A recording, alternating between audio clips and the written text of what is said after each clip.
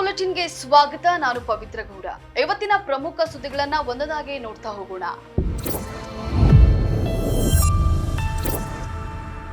ವಿಧಾನ ಪರಿಷತ್ ಸದಸ್ಯ ಸಿಟಿ ರವಿಯವರು ಸಚಿವೆ ಲಕ್ಷ್ಮಿ ಹೆಬ್ಬಾಳ್ಕರ್ ವಿರುದ್ಧ ಅವಾಚ್ಯ ಶಬ್ದವನ್ನ ಪ್ರಯೋಗಿಸಿದ ಪ್ರಕರಣ ಸದನದ ಒಳಗೆ ಮತ್ತು ಹೊರಗೆ ಕೋಲಾಹಲವನ್ನ ಸೃಷ್ಟಿಸಿತು. ಆಡಳಿತ ಪಕ್ಷ ಮತ್ತು ವಿರೋಧ ಪಕ್ಷಗಳ ನಡುವೆ ತೀವ್ರ ವಾಗ್ಯುದ್ಧ ನಡೆದ ಕಾರಣ ಸಭಾಪತಿಗಳು ಕಲಾಪವನ್ನ ಮುಂದೂಡಿದರು. ಹೆಬ್ಬಾಳ್ಕರ್ ಮಾತಿಗೆ ಕಾಂಗ್ರೆಸ್ ಸದಸ್ಯರು ಧ್ವನಿಯನ್ನ ಗೂಡಿಸಿದ್ದಾರೆ. 10 ಬಾರಿ ಅವಾಚ್ಯ ಪದ ಬಳಕೆ ಮಾಡಿದ್ದಾರೆ ಅಂತ ಹೇಳಿ ಹೆಬ್ಬಾಳ್ಕರ್ ಆರೋಪ ಮಾಡಿದ್ರು. ಲಕ್ಷ್ಮಿ ಹೆಬ್ಬಾಳ್ಕರ್ ಬಗ್ಗೆ ಸಿಟಿ ರವಿ ಅಶ್ಲೀಲ ಪದ ಬಳಸಿದ್ದಾರೆ ಎಂದು ಕಾಂಗ್ರೆಸ್ ಸದಸ್ಯರೆಲ್ಲರೂ ಕಿಡಿಕಾರಿದ ಘಟನೆಯೂ ನಡೆಯಿತು. ಈ ಕೋಲಾಹಲದ ಬಳಿಕ ಲಕ್ಷ್ಮಿ ಹೆಬ್ಬಾಳ್ಕರ್ ಕಣ್ಣೀರಿಡುತ್ತಾ ಸದನದಿಂದ ಹೊರ ಹೋಗಿದ್ದಾರೆ.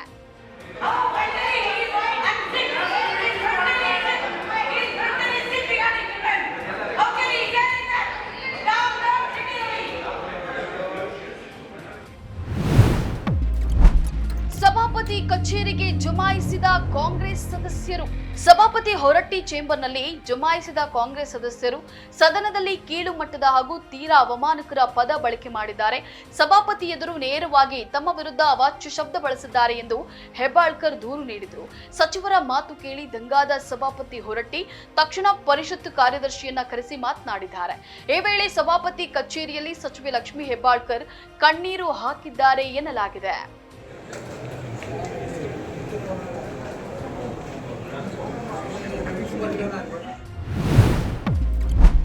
ದಾಖಲೆಗಾಗಿ ಸಭಾಪತಿ ಹುಡುಕಾಟ. ಇನ್ನು ಕಾಂಗ್ರೆಸ್ ಸದಸ್ಯರ ಆರೋಪ ಆಲಿಸಿದ ಸಭಾಪತಿ ಹೊರಟ್ಟಿ ಸದನದ ಆಡಿಯೋ ವಿಡಿಯೋ ಪರಿಶೀಲನೆ ಮಾಡುವಂತೆ ಪರಿಷತ್ ಕಾರ್ಯದರ್ಶಿಗೆ ಸೂಚನೆಯನ್ನು ನೀಡಿದ್ರು. ಇನ್ನು ಸದನ ಮುಂದೂಡಿದ ವೇಳೆ ಮೈಕ್ ಆಫ್ ಇರುತ್ತೆ, ಹೀಗಾಗಿ ಆಡಿಯೋ ದಾಖಲೆ ಸಿಗ್ತಾ ಇಲ್ಲ. ಸ್ಟೆನೋಗಳು ಕೂಡ ಈ ಸಂದರ್ಭದಲ್ಲಿ ಯಾರ ಮಾತನ್ನು ದಾಖಲಿಸೋದಿಲ್ಲ. ಹೀಗಾಗಿ ಸಚಿವೆ ಲಕ್ಷ್ಮಿ ಹೆಬ್ಬಾಳ್ಕರ್ ಆರೋಪಕ್ಕೆ ಯಾವುದೇ ದಾಖಲೆಗಳು ಸಿಗ್ತಾ ಇಲ್ಲ. ಹೀಗಾಗಿ ಸ್ಟೆನೋಗಳನ್ನ ತಮ್ಮ ಕೊಠಡಿಗೆ ಕರೆಸಿಕೊಂಡ ಸಭಾಪತಿ ಹೊರಟ್ಟಿ ಎಲ್ಲಾ ದಿಕ್ಕಿನಿಂದಲೂ ಪರಿಶೀಲಿಸುತ್ತಿದ್ದಾರೆ. ಇದೇ ವೇಳೆ ಸಿಟಿ ರವಿ ಅಮಾನತಿಗೆ ಕಾಂಗ್ರೆಸ್ ಒತ್ತಾಯಿಸಿದ್ದು ಸದನದಲ್ಲೂ ಈ ಬಗ್ಗೆ ಆಗ್ರಹಿಸಲು ಸಿದ್ಧತೆಯನ್ನ ನಡೆಸಿದ್ದಾರೆ. ಕಲಾಪ ಆರಂಭವಾಗ್ತಿದ್ದಂತೆ ಕಾಂಗ್ರೆಸ್ ಸದಸ್ಯರು ಮನವಿ ಮಾಡಲು ಸಿದ್ಧತೆಯನ್ನ ನಡೆಸಿದ್ದಾರೆ. ಇತ್ತ ಸಚಿವೆ ಲಕ್ಷ್ಮಿ ಹೆಬ್ಬಾಳ್ಕರ್ ಬಗ್ಗೆ ಸಿಟಿ ಅವಾಚ್ಯ ಪದ ಬಳಕೆ ವಿಚಾರವನ್ನ ಮುಖ್ಯಮಂತ್ರಿ ಸಿದ್ದರಾಮಯ್ಯ ಅವರ ಗಮನಕ್ಕೆ ಸಹ ತರಲಾಗಿದೆ. ಪರಿಷತ್ನಲ್ಲಿ ನಡೆದ ಘಟನೆ ಬಗ್ಗೆ ಸಿಎಂಗೆ ಸಚಿವರು ಮಾಹಿತಿಯನ್ನ ನೀಡಿದ್ದು ಸಿಟಿ ರವಿ ಅಮಾನತಿನ ಬಗ್ಗೆ ಸಮಾಲೋಚನೆಯನ್ನ ನಡೆಸಿದ್ದಾರೆ ಅಂತ ಹೇಳಿ ತಿಳಿದು ಬಂದಿದೆ. ನಾನು ಯಾವ ಹೆಣ್ಮಕ್ಳ ಬಗ್ಗೆನೂ ಹಂಗೆ ಹೇಳಲ್ಲ, ಹಾಗೆ ಅವ್ರಿಗೆ ಹೇಳಬೇಕಾದಂಥ ಸನ್ನಿವೇಶನೂ ಇರಲಿಲ್ಲ, ಹೇಳೋದು ಇಲ್ಲ. ಯಾಕೆ ಹಾಗೆ ಅವ್ರು ಭಾವಿಸ್ಕೊಂಡ್ರೋ ಗೊತ್ತಿಲ್ಲ. ನಾನು ಆ ರೀತಿ ಹೇಳುವಂತ ಯಾರಿಗೂ ಹೇಳಿಲ್ಲ ಇದುವರೆಗೂ. ಲಕ್ಷ್ಮಿ ಹೆಬ್ಬಾಳ್ಕರ್ ಅವರ ಬೆಂಬಲಿಗರು ಸಿಟಿ ರವಿ ಅವರ ಕಾರಿಗೆ ಮುತ್ತಿಗೆ ಹಾಕಿ ಹಲ್ಲೆಗೆ ಯತ್ನಿಸಿದ್ದು ಅವರನ್ನ ಪೊಲೀಸರು ಬಂಧಿಸಿದ್ದಾರೆ. ಬೆಳಗಾವಿಯ ಅಧಿವೇಶನದ ವಿಐಪಿ ಗೇಟ್ ಬಳಿ ಸಿಟಿ ರವಿ ಅವರು ಬಂದಾಗ ಗಲಾಟೆಯಾಗಿದೆ. ಈ ವೇಳೆ ಸಚಿವೆ ಲಕ್ಷ್ಮಿ ಹೆಬ್ಬಾಳ್ಕರ್ ಅವರ ಬೆಂಬಲಿಗರು ಸಿಟಿ ರವಿ ಮೇಲೆ ಹಲ್ಲೆಗೆ ಯತ್ನ ಮಾಡಿದ್ದಾರೆ. ಸಿಟಿ ರವಿ ಅವರು ಕಾರಿನಿಂದ ಕೆಳಗೆ ಇಳಿಯುತ್ತಿದ್ದಂತೆ ಏಕಾಏಕಿ ರವಿ ಅವರ ಕಾರಿನತ್ತ ನುಗ್ಗಿದ ಲಕ್ಷ್ಮಿ ಹೆಬ್ಬಾಳ್ಕರ್ ಅವರ ಬೆಂಬಲಿಗರು ಹಾಗೂ ಕಾಂಗ್ರೆಸ್ ಕಾರ್ಯಕರ್ತರು ಸಿಟಿ ರವಿ ಕಾರನ್ನ ಮುತ್ತಿಗೆ ಹಾಕಿದ ಕಾರ್ಯಕರ್ತರು ಹಲ್ಲೆ ಮಾಡಲು ಮುಂದಾಗಿದ್ದಾರೆ. ಈ ವೇಳೆ ಅಲ್ಲಿದ್ದಂತಹ ಭದ್ರತಾ ಸಿಬ್ಬಂದಿ ಹಾಗೂ ಪೊಲೀಸರು ಕಾಂಗ್ರೆಸ್ ಕಾರ್ಯಕರ್ತರನ್ನ ಹಿಡಿದು ಹಿಂದಕ್ಕೆ ತಳ್ಳಿದ್ದಾರೆ. ಈ ವೇಳೆ ಸುಮಾರು 15 ಜನರು ಗುಂಪುಗೂಡಿ ಸಿಟಿ ರವಿ ಅವರ ಕಾರಿಗೆ ಗುದ್ದಿ ಆಕ್ರೋಶವನ್ನ ವ್ಯಕ್ತಪಡಿಸಿದ್ದಾರೆ. ಇನ್ನು ಗಲಾಟೆ ಶುರುವಾಗ್ತಿದ್ದಂತೆ ಪೊಲೀಸರ ಭದ್ರತೆಯಲ್ಲಿ ಸಿಟಿ ರವಿ ಅವರು ಪರಿಷತ್ತಿನ ಕೋಣೆಯ ಆವರಣದೊಳಗೆ ಹೋಗಿದ್ದಾರೆ. ಈ ವೇಳೆ ಕಾಂಗ್ರೆಸ್ ಕಾರ್ಯಕರ್ತರು ಅವರನ್ನ ಹಿಂಬಾಲಿಸಿಕೊಂಡು ಹೋಗೋದನ್ನ ಪೊಲೀಸರು ತಡೆದಿದ್ದಾರೆ. ಮುಂದುವರೆದು ಪೊಲೀಸರು ಸಿಟಿ ರವಿ ಅವರ ಮೇಲೆ ಹಲ್ಲೆಗೆ ಯತ್ನಿಸಿದ ಸುಮಾರು 15 ಜನರನ್ನ ಬಂಧಿಸಿದ್ದಾರೆ.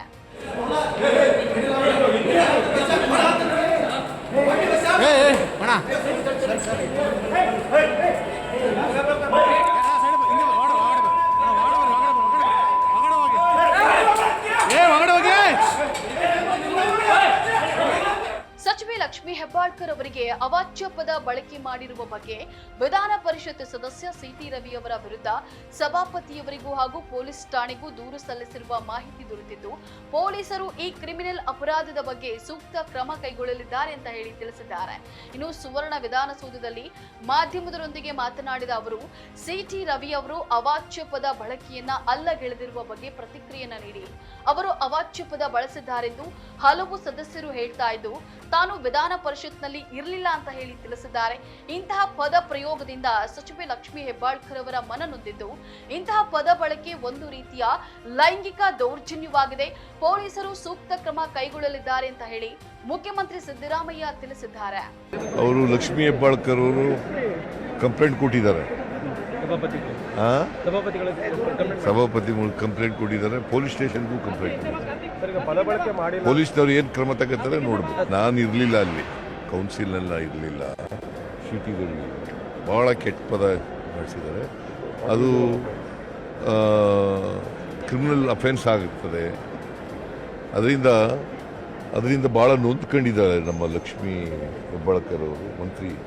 ಒಟ್ಟಾರೆ ಇವತ್ತಿನ ಈ ಘಟನೆ ಶಾಸಕರ ಸಂಸದೀಯ ನಡವಳಿಕೆಯ ಕುರಿತು ಆಕ್ರೋಶ ಮತ್ತು ಜಿಗುಪ್ಸೆಯನ್ನ ಮೂಡಿಸಿದೆ ಮತ್ತು ಈ ಪ್ರಕರಣ ಗಂಭೀರ ಸ್ವರೂಪವನ್ನ ಪಡೆದುಕೊಂಡಿದ್ದು, ದುರ್ನಡತೆ ತೋರಿದ ಶಾಸಕರ ವಿರುದ್ಧ ಸಭಾಧ್ಯಕ್ಷರು ಯಾವ ಕ್ರಮ ಕೈಗೊಳ್ತಾರೆ ಕಾದು ನೋಡಬೇಕಿದೆ. ಸಂಸತ್ತಿನ ಚಳಿಗಾಲದ ಅಧಿವೇಶನದಲ್ಲಿ ರಾಜ್ಯಸಭೆಯಲ್ಲಿ ಬಿಆರ್ ಅಂಬೇಡ್ಕರ್ ಕುರಿತು ಕೇಂದ್ರ ಗೃಹ ಸಚಿವ ಅಮಿತ್ ಶಾ ಅವರ ಹೇಳಿಕೆಯನ್ನ ಖಂಡಿಸಿ ಕಾಂಗ್ರೆಸ್ ಪಕ್ಷವು ದೇಶದಾದ್ಯಂತ ಪ್ರತಿಭಟನೆಯನ್ನ ಆಯೋಜಿಸಿದೆ. ರಾಜ್ಯ ಮತ್ತು ಜಿಲ್ಲಾ ಕೇಂದ್ರಗಳಲ್ಲಿ ಎಲ್ಲಾ ಪ್ರದೇಶ ಕಾಂಗ್ರೆಸ್ ಸಮಿತಿಗಳಲ್ಲಿ ದೇಶದಾದ್ಯಂತ ಕಾಂಗ್ರೆಸ್ ವತಿಯಿಂದ ಪ್ರತಿಭಟನೆ ನಡೆದಿದೆ. ಕಾಂಗ್ರೆಸ್, ಟಿಎಂಸಿ, ಡಿಎಂಕೆ, ಆರ್ಜೆಡಿ ಎಡಪಕ್ಷಗಳು ಮತ್ತು ಶಿವಸೇನೆ, ಯುಬಿಟಿ ಸೇರಿದಂತೆ ಬಹುತೇಕ ಎಲ್ಲಾ ವಿರೋಧ ಪಕ್ಷಗಳು ಸಂಸತ್ತಿನಲ್ಲಿ ಟೀಕಿಸಿದ್ದು, ಸಂಸತ್ತಿನ ಉಭಯ ಸದನಗಳನ್ನ ಮುಂದೂಡಲು ಕಾರಣವಾಯಿತು. ರಾಜ್ಯಸಭೆಯಲ್ಲಿ ಗೃಹ ಸಚಿವ ಅಮಿತ್ ಶಾ ಅವರು ಡಾಕ್ಟರ್ ಬಿಆರ್ ಅಂಬೇಡ್ಕರ್ ಅವರನ್ನ ಅವಮಾನಿಸಿದ್ದಾರೆ ಎಂದು ಆರೋಪಿಸಿರುವ ಪ್ರತಿಪಕ್ಷಗಳು ಅವರನ್ನ ಸಂಪುಟದಿಂದ ತೆಗೆದುಹಾಕಬೇಕು ಎಂದು ಒತ್ತಾಯಿಸಿ ಪ್ರತಿಭಟನೆಯನ್ನ ನಡೆಸಿದೆ. ಈ ಪ್ರತಿಭಟನೆಗೆ ಸಂಬಂಧಿಸಿದ ಚಿತ್ರಗಳನ್ನ ಬಿಜೆಪಿ ಎಡಿಟ್ ಮಾಡಿ ಸಾಮಾಜಿಕ ಮಾಧ್ಯಮದಲ್ಲಿ ಪೋಸ್ಟ್ ಮಾಡಿದ್ದು, ಇದು ಕೂಡ ವಿವಾದಕ್ಕೆ ಕಾರಣವಾಗಿದೆ. ಅಂಬೇಡ್ಕರ್ ಅವರ ಫೋಟೋಗಳೊಂದಿಗೆ ಪ್ರತಿಭಟನೆ ನಡೆಸ್ತಾ ಇರುವ ಇಂಡಿಯಾ ಒಕ್ಕೂಟದ ಸಂಸದರ ಫೋಟೋವನ್ನ ಎಡಿಟ್ ಮಾಡಿರುವ ಬಿಜೆಪಿ ಅಂಬೇಡ್ಕರ್ ಚಿತ್ರವನ್ನ ಹಂಗೇರಿಯನ್ ಅಮೆರಿಕನ್ ಉದ್ಯಮಿ ಜಾರ್ಜ್ ಸೊರೋಸ್ ಅವರ ಚಿತ್ರದೊಂದಿಗೆ ಬದಲಾಯಿಸಿದೆ. ಬಿಜೆಪಿಯ ಪೋಸ್ಟ್ ಸಹ ವಿವಾದಕ್ಕೆ ಕಾರಣವಾಗಿದ್ದು, ಕೇಸರಿ ಪಕ್ಷವು ಮತ್ತೊಮ್ಮೆ ಅಂಬೇಡ್ಕರ್ ಅವರನ್ನ ಅವಮಾನಿಸಿದೆ ಅಂತ ಹೇಳಿ ಕಾಂಗ್ರೆಸ್ ಹೇಳಿದೆ. ಕೇಂದ್ರ ಗೃಹ ಸಚಿವ ಅಮಿತ್ ಶಾ ಅವರ ಅಂಬೇಡ್ಕರ್ ಹೇಳಿಕೆ ಬಳಿಕ ಆರಂಭವಾದ ಆಡಳಿತ ಪಕ್ಷ ಮತ್ತು ವಿಪಕ್ಷಗಳ ನಡುವಿನ ಹೋರಾಟ ಇದೀಗ ತಿರುವು ಪಡೆದಿದೆ. ಪ್ರತಿಭಟನೆಯ ವೇಳೆ ಲೋಕಸಭಾ ವಿಪಕ್ಷ ನಾಯಕ ರಾಹುಲ್ ಗಾಂಧಿ ಅವರು ಬಿಜೆಪಿ ಸಂಸದರೊಬ್ಬರನ್ನ ತಳ್ಳಿದ್ದಾರೆ ಅಂತ ಹೇಳಿ ಆರೋಪಿಸಲಾಗಿದ್ದು, ಗಾಯಗೊಂಡಿರುವ ಸಂಸದರನ್ನ ಆಸ್ಪತ್ರೆಗೆ ದಾಖಲಿಸಿದ ಘಟನೆ ನಡೆದಿದೆ. ಸಂಸತ್ತಿನ ಮಕರ ದ್ವಾರದ ಬಳಿ ಈ ಘಟನೆ ನಡೆದಿದೆ. ಬಿಜೆಪಿ ಸಂಸದ ಪ್ರತಾಪ್ ಚಂದ್ರ ಸಾರಂಗಿ ಮತ್ತು ಮುಕೇಶ್ ರಜಪೂತ್ ಅವರು ಗಾಯಗೊಂಡಿದ್ದಾರೆ. ಗಾಯಗೊಂಡಿರುವ ಬಿಜೆಪಿ ಸಂಸದ ಮುಕೇಶ್ ರಜಪೂತ್ ಸ್ಥಿತಿ ಗಂಭೀರವಾಗಿದೆ. ಅವರನ್ನ ದೆಹಲಿಯ ರಾಮ್ ಮನೋಹರ್ ಲೋಹಿಯಾ ಆಸ್ಪತ್ರೆಯಲ್ಲಿ ಐಸಿಯುಗೆ ದಾಖಲಿಸಲಾಗಿದೆ ಅಂತ ಹೇಳಿ ವರದಿಯಾಗಿದೆ. ಇವೆಷ್ಟು ಇವತ್ತಿನ ನ್ಯೂಸ್ ಅಪ್ಡೇಟ್ಸ್. ಮತ್ತಷ್ಟು ಅಪ್ಡೇಟ್ಸ್ಗಾಗಿ ನೋಡ್ತಾ ಇರಿ ತ್ರಿವರ್ಣ ನ್ಯೂಸ್. ನಮಸ್ಕಾರ.